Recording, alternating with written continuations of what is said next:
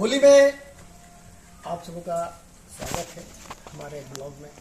और देखिए आज जमाना अपने अपने घर पे होली मना रहा है, मगर हम लोग शूटिंग पे हैं। हमारी फिल्म की शूटिंग चल रही है, जिस फिल्म का नाम है डंस।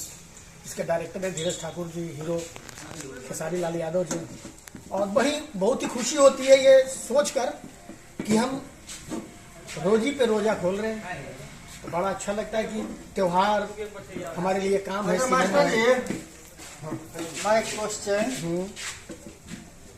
एक बात बताइए, हम लोग रोजी पे रोजा खोल रहे हैं, ये बहुत अच्छी बात है, लेकिन एक बात समझ में नहीं है, घर न जाने का दुख क्या होता है, ये बताइए। वो दुख हम अपने दर्शकों को नहीं बता सकते, नहीं तो वो दुख हो जाएगा।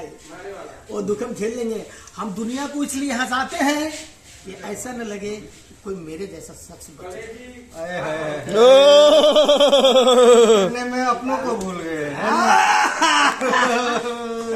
जीना यहाँ मरना यहाँ, इसके सिवा जाना कहाँ।